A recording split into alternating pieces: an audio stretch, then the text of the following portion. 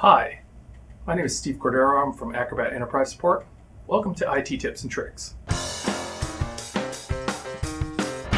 Welcome to an overview of what's new in the Adobe Customization Wizard XI for Windows. Let's open up the Customization Wizard.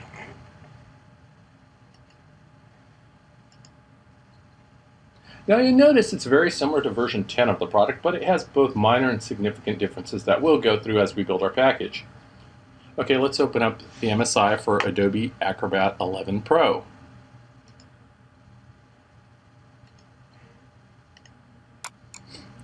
Personalization Options panel. Username field, let's provide that. Organization. And serial number. Now let's discuss the first significant difference. Grant offline exception. This option can be used by the administrator to create a package which can be deployed on machines which are permanently offline but still require activated Acrobat. If this option is selected, activation attempts will be made, but they need not succeed for the product to continue to function. The next thing we're going to do is we're going to select Grant offline exception to get that. You'll notice we actually did go online to get that exception. And if you're building a package that is going to use this feature, you need to make sure that your build machine is online to get it. And we're here, and its offline exception is granted successfully. We'll click OK. And I'd like to point out that the button has now changed, Revoke Offline Exception. You also have that option once you've been given an offline exception. The next area is an installation path. For our purposes, we're going to leave this at the default installation path, but you're given the option to browse to a new installation path if you so choose. The next area is EULA option. Now this used to be its own panel, but it's been incorporated into the personalization options because it made more sense and because it's more streamlined. For our purposes, we're going to select Suppress Display of End User License Agreement, and we can also view this if we want to. And there we have the EULA. The next panel is Installation Options. Now there have been a few changes to this panel, and we're going to walk through this panel just to show what they were. Okay, Default Viewer for PDF files. Now for the default, it has Installer will decide which product will be the default, and the second option is Make Acrobat the default PDF viewer. For our purposes, we're going to select Make Acrobat the default PDF viewer. The next options are Remove Previous Version of Acrobat, and we're going to leave that at the default. The next item is Remove All Versions of Reader, and we're going to select that as well. The next option is Enable Optimization, and this feature allows the installer to run a defragmentation utility on a portion of the target drive during installation, improving launch time and performance. It is recommended that you leave this enabled, and we are. And finally, Enable Caching of the installer files on the local hard drive. Now this is important because if you need to repair your installation, or if you want to add or modify a feature of the installation, then the Add Remove Programs for Windows has that ability to reference the local cache. The next area is Run Installation. Now there are three options here, which are interactively with full interface, which is the default, and by the way, this is the one that we're going to use. Next, unattended with no user interaction, only a progress bar. And finally, silently, no interface. The next area is the reboot section. If a reboot required at the end of the installation, we have three options. Reboot without a prompt, prompt the user for a reboot, or suppress the reboot. For our purposes, we're going to leave it at the default, which is prompt the user for a reboot. The next area is application languages. Now, this is normally available in Acrobat 10 for regional builds, and it is again here for this particular build. But there's a specific reason for that. I'm going to select uncheck that option, and I want to show you something here. For application languages, we're normally used to 3. In this one, we have many more, and there's a reason for that. Let's go back and we'll allow the end user to choose the application language. The next area is called Acrobat MUI languages, and that's correct. Acrobat is a multilingual installer. And what we're going to do here is we're going to have a look at what this feature does. So you can enter the list of languages to be installed for the MUI serial number that you have, or you can select this option, Install All Languages. Now, let me warn you, if you do select this option, it will significantly increase the size of your installation footprint. So you want to be aware of that. So we're going to do this just for demonstration purposes and show you what occurs when you select this option. So when I select that option, you'll notice that the field got populated with a multitude of different languages here. You can pare that down if you want to and edit the language list by selecting this button, Edit Language List. And there are several. So normally, and for our purposes, we're going to select all of these and remove them, and now we have it blank and at the default again. So for our purposes for this installer, we're not going to install all the languages, but I wanted to show you that feature. The next panel is called Features, and it's very similar to the Customization Wizard XI in a lot of ways. It has all the features that we had before listed in the different sections. For View Adobe PDF, it's pre-flight. Under Create Adobe PDF, you have the Autodesk filters and the PDF Maker components. And under Languages, you have English. And there is one new item here. It's called Adobe Forms Central. It is the new Forms tool for Adobe Acrobat XI Pro. You'll also notice that Adobe Lifecycle Designer is not included here. It is still available as a standalone product that you can purchase. But for Adobe Acrobat XI Pro, the new Forms tool is Adobe Forms Central. And you'll notice with the features, you still have all the options that are available when you're doing the install. You have visible and collapsed, visible and expanded, and not visible. You also have the initial state, whether or not the feature will be installed on the local hard drive or whether this feature will not be available. For our purposes, we're just going to leave these all at the default, but we're going to move on to the next item, which is Files and Folders. Now, Files and Folders hasn't changed, but I want to do a little bit of an explanation of what it's used for. With Files and Folders, you can add custom files, for instance, JavaScripts, plugins, documentation files, and you can put them from your build machine, which is the machine you're referencing, to the destination computer, which is the build of the package that you are creating. So let's move on to the next section, Registry. Again, this is an area where you can add several customizations. You can add your user preferences. For instance, you have a set of preferences that you want for your, let's say, your comments, and you want to change the color. You can have the color selected and changed in your build machine, and then you can copy them over to your destination computer. You can also select some of the lockdown features which are available in the Enterprise Toolkit that can lock down certain areas for your users. The registry is a way of transferring your settings from your build machine to your destination computer, or you can actually add them straight to the destination computer build that you have if you've just got the reference for the documentation. Let's move on to the next section. It's shortcuts, and it's very familiar to the version 10 product in that the products are listed. They have the ability to remove, restore, rename, new folder, add shortcut, as you're used to. And again, the only real difference here is that you have the Adobe Forms Central that's been added. We're going to leave this at the default and move on to server locations. Now, let me explain what server locations actually is. The server location settings allow you to configure additional server location paths to ensure source resiliency for the Windows installer package. You can add, rearrange, remove locations. This feature sets the source list property, which is a semicolon delimited list of network or URL source paths to the installation package, which is appended to each user's existing source list. The installer uses that first accessible location it finds, and only this source is used for the remainder of the installation.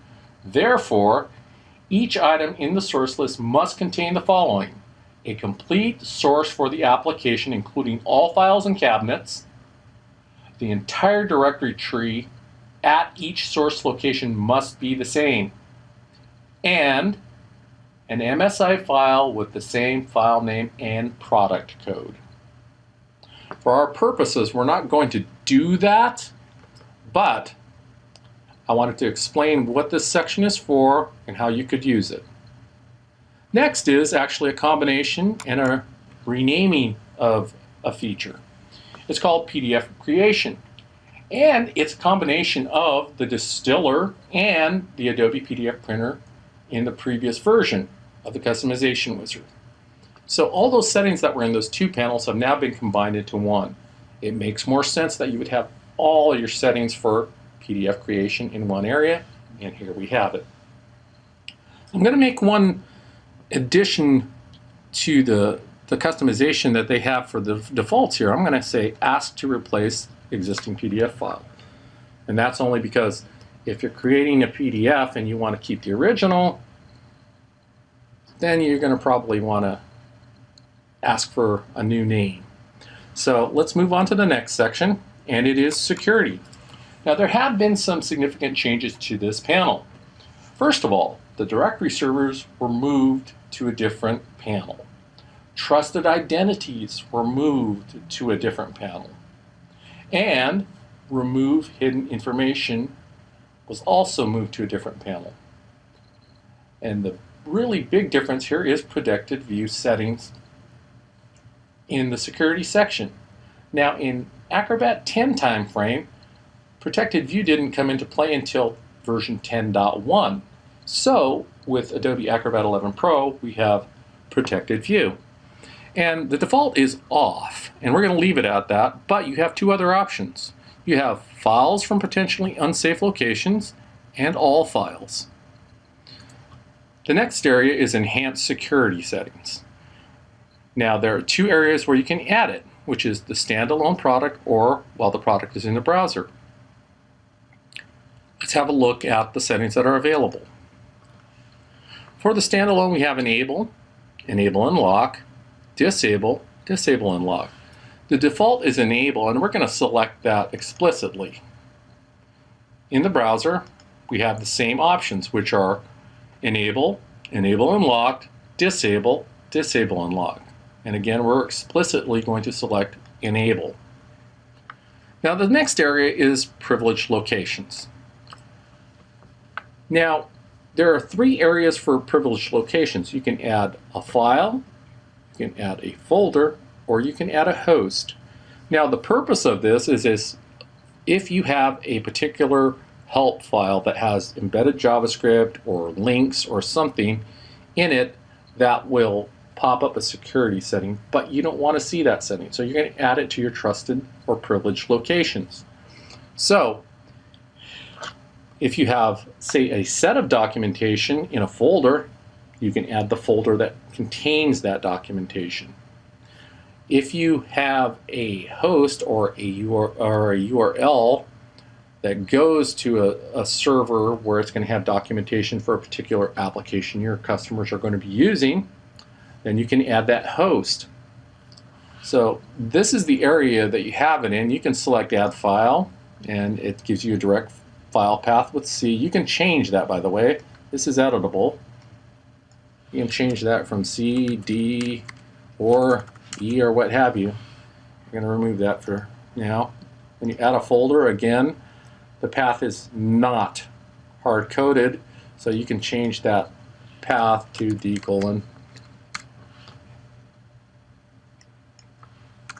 And we'll remove that as well. And for the host, it defaults to HTTPS, but you can change that as well. So another item and option that you have is after you've made these entries, you can also prevent end users from trusting files and folders. So you can make your settings and then lock it down for them. Okay, let's move on to digital signature. Now, there have been a few changes here, but it's mostly about the verbiage changes. For instance, this area here. This used to say, disallow a user to modify default verification method setting. And now it's been changed to prevent end user from modifying default verification method setting. It's a minor change, but I want you to be aware of it so that you'll know and you won't be confused by it. So this particular area is the verification area for signatures, and you can select one of the three options, which are use the document specified method, prompt if it's not available, or use the document specified method, use the default method if it's not available. And the third option, always use the default method, overrides the document specified method. We're going to leave that at the default. We have the option to prevent the end user, of course, from modifying that. We verify signatures when the document is open is the default, and we're going to leave that as the default. You also have the option to prevent the end user from changing that as well. Let's move on to the creation section. The default signature method is selected as Adobe Default Security. Now, you can select a couple of other options. You can ask when I sign, or use a third party. We're going to leave it at the default security and move on. Again, you have the ability to disable modify on this default signature method setting. And the areas that you can add are show location and contact information when signing. You can enable reviewing of the document warnings when certifying only, as never, or always. But we're going to leave it at the default when certifying only. You can also prevent signing until the document warnings are reviewed. It's set up as never for the default, but you also have when certifying only. And then again, you can prevent the user from modifying that or from certifying with visible signatures. So the next area is signature details, reasons for signing. Now, this is used dependent upon your organization, but you have the options for showing reasons when signing. And here are the options. I am the author of this document. I have reviewed this document. I am approving this document. I attest to the accuracy and integrity of this document. I agree to the terms defined by the placement of my signature on this document. And finally, I agree to the specified portions of this document. You can also prevent the user from modifying this setting as well. And you have the ability to reset. Now, remember when I told you earlier that directory servers and trusted identities were moved? Well, they were moved to the digital signatures panel, and it makes more sense for them to be there as well. So, if you have directory servers or trusted identities you would like to set up, this is the area where you can do that. The next area is rights management servers. And the rights management servers hasn't changed other than a small verbiage changes. For instance, it's the front item right here. It used to be prevent rights management server from being configured via Acrobat. Now it's been changed to prevent end user from configuring rights management server. Now, this is set up specifically if you have a lifecycle rights management server, and if you do, you can set the server name here and the server URL here as well. You also can set up a default as well if you have multiple. So here's the section where you would add it, and again, it hasn't really changed other than this small verbiage change.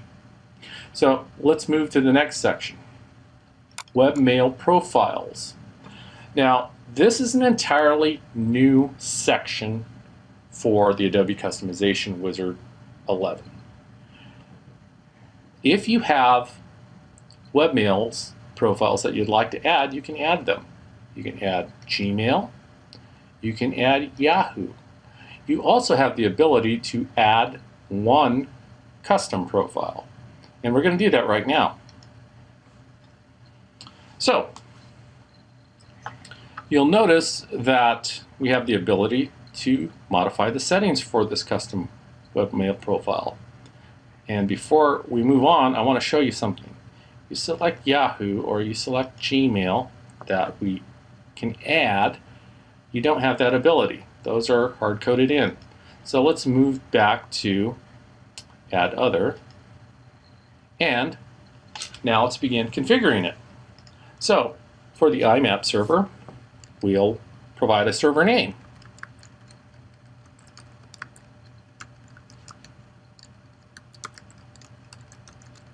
And we can add the security setting. We're going to go with SSL. And we're going to leave the server port at the default. And then we have an SMTP server setting. And we can do that.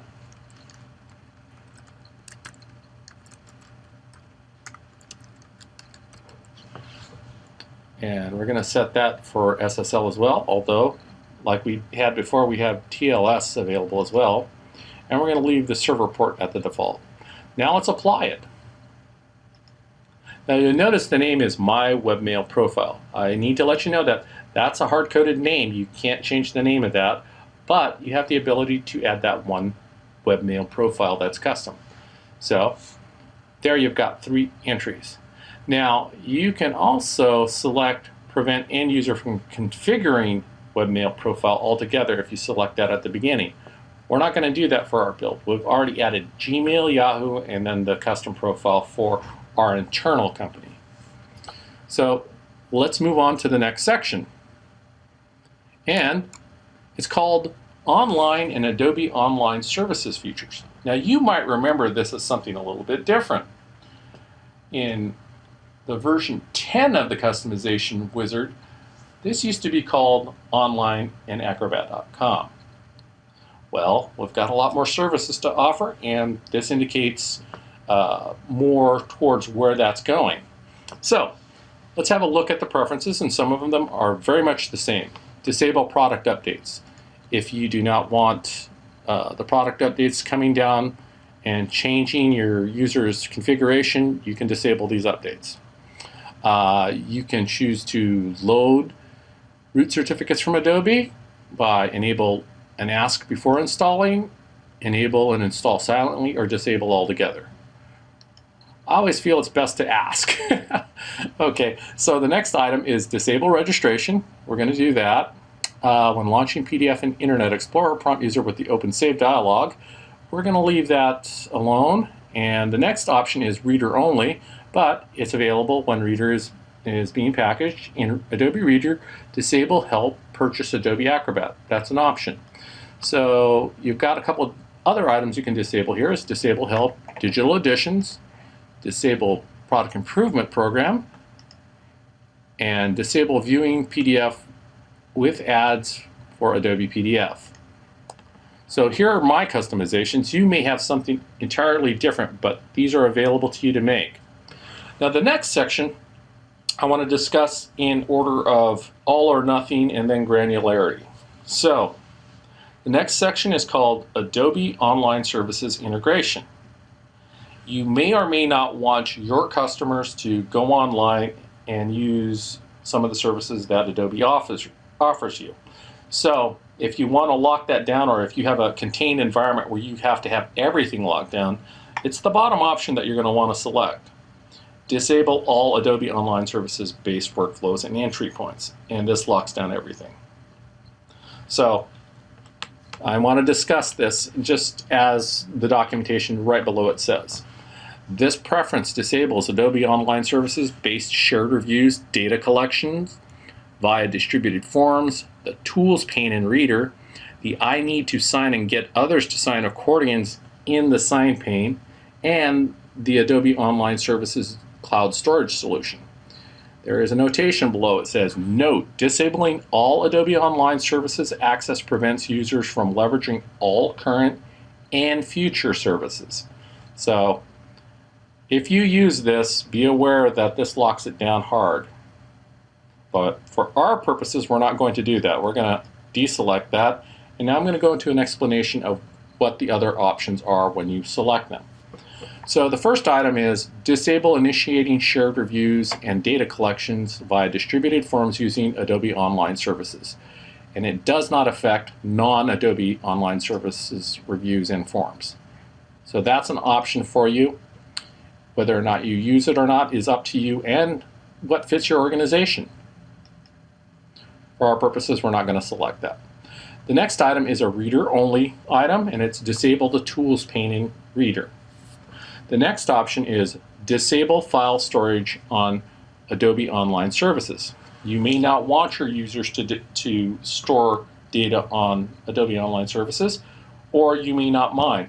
It's up to what your organization decides. So that option is available to you if you need to do that. The next option is enable file storage even when all other services are disabled.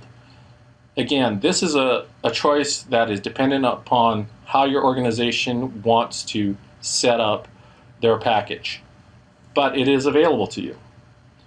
And again, we're not going to, for our purposes of this demonstration package, we're going to leave that alone, and then we're going to move on to the next section, which is comments and forms.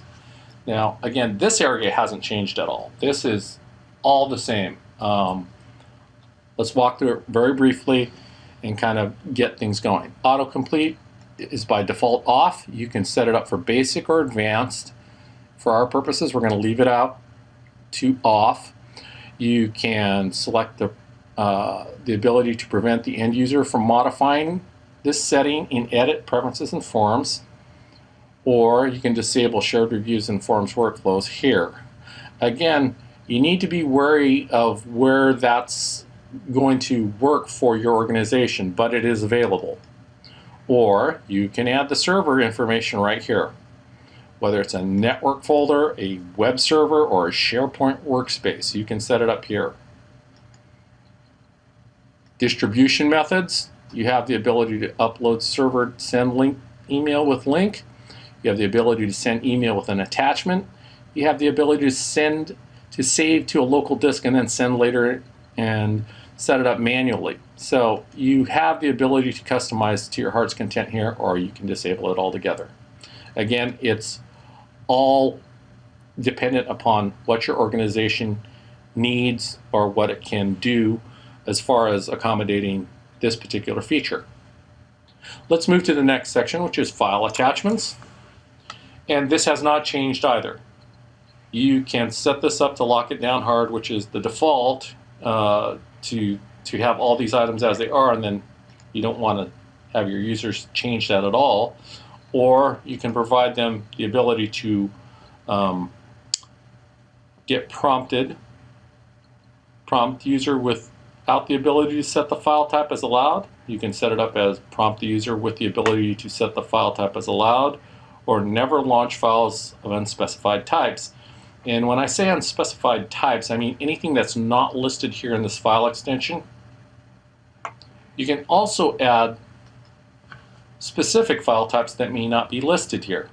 If your business deals with a specific type of file type not listed, you can add it here, and you can set the type of reaction that Acrobat or Reader is going to have, which is an unspecified one, which will pop a dialog, and then it'll prompt you according to this selection. Allowed, which will then just open up the file, or prohibited, which will not open it at all. Okay, let's move on to the next section. Header and footer watermark background. So you can add your header and footer settings here. You can also add your watermark save settings here, and you can add your background save settings as well. This UI has not changed. It is the same as it has been in Acrobat 10 timeframe. So the Customization Wizard 10 and 11 share this interface, and it has not changed. Now the next section actually has been renamed, and it has had some modifications to it. It used to be called redaction, and now it's called protection. And indeed, that's really what redaction is. So if you look at it, it looks very much the same. Custom redaction code set. And there are the two items that are normally set up for redaction. You can add a new file if you'd like. And then, remember I told you that remove hidden information had actually moved from the security section, well, this is where it came to. It landed in protection, and it actually fits very well in this area. So you have the ability to remove hidden information when closing a document. You also have the ability to remove hidden information when sending a document by email. Now, depending upon your organization's use and how tightly they want to keep their information set up, this might be the area that you would want to set up for these two options. And for our purposes, we're actually going to select this. The next area is Portfolio Navigators. Now, I've got some good news for this area. This interface hasn't changed, but the file format for the Portfolio Navigators has not changed. So the custom Portfolio Navigators, or the nav files that you created for Adobe Acrobat X, will work in Adobe Acrobat XI. So that's really good news on that front. And the next two areas actually haven't changed at all. So Launch Other Applications and Direct Editor are exactly the same. You don't have to worry about those two areas have changed. Direct Editor is something that we don't recommend you use, and only knowledgeable users use it. And Launch Other Applications is basically if you want to launch another app as a end item for your packaging that you're building. So with that said, let's go up and save our package. And now let's copy our package out. And we're going to call this as part of the corp that we're using. So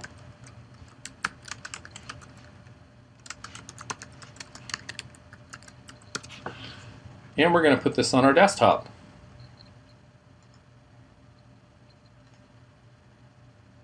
And we'll select to open the new package after copying is complete, and OK.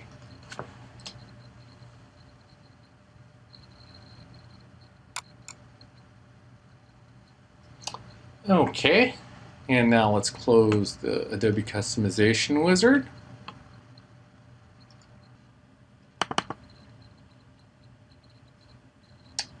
And let's run the setup.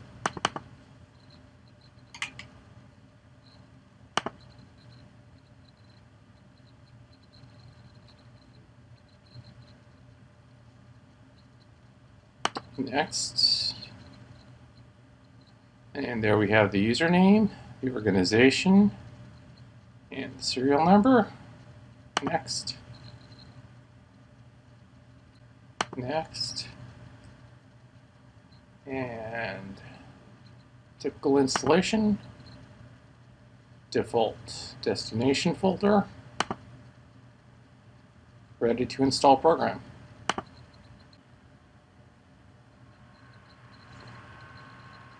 And setup complete. Finish. And let's launch.